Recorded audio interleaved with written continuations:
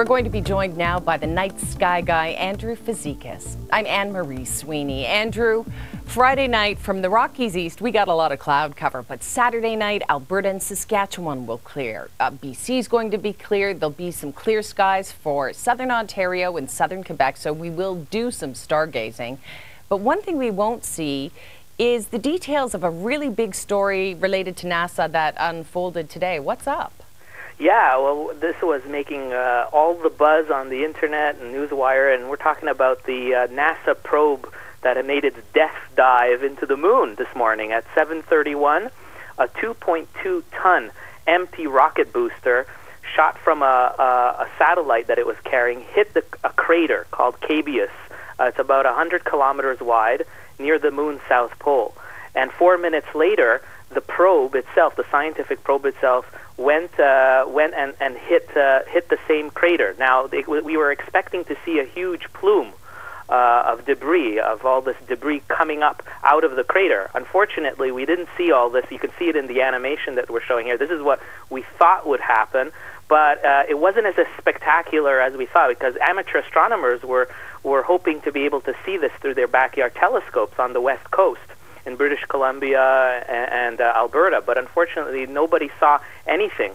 But this NASA scientist in a press conference did reveal that at in that dark part of the crater, as you can see in these images, there's a little pinpoint of light. That was the actual flash of light, the explosion that happened in the bottom of this huge crater, and it actually formed its own 20-meter wide crater. Now the question is, what was the stuff that flew up? Did it contain any water? And this is what they're hoping that they will detect in the data over the coming weeks, that the moon may have a lot of water. Let's cross our fingers. Hopefully we'll find something interesting. You know, Andrew, I thought this mission was pure genius because there was a lot of criticism when a couple of the Mars lander missions went wrong. So this time they just decided, let's crash land the baby and we'll go from there. That's right. Let's deliberately bomb this celestial body. That's right. What could go wrong? It's a really ingenious way, definitely, to do science. All right. Now, another big story that's been going on for a while, it's returning now. There was a meteorite that shot across the sky in southern Ontario, and now scientists are asking people to look for pieces in their yards. Yeah, this is a great story. Again, this one, I was getting literally hundreds and hundreds of emails and comments on my website about people throughout southern Ontario, all the way actually from Ottawa down to Ohio in the U.S., Cleveland, people seeing this huge fireball streaking across the sky. It went over the Hamilton area, almost straight over, and the University of Western Ontario folks have all-sky cameras looking up, and it caught the whole show. And they sort of projected where the trajectory of this flash went, and they think that maybe the meteor actually broke up into many kilogram worth of pieces that have rained down near Grimsby, Ontario. And so the researchers at the university are asking people to scour their properties, their farmlands and such, and to see if they can find one of these, what looks like burnt rock, basically, something that might be as big as a fist. Now, Andrew, I have a friend who's part of the scientific community, and she suggested that sometimes these things change hands for vast sums of money. Are they valuable? Because when they say look for them, they don't say look for it, we'll give you some cash.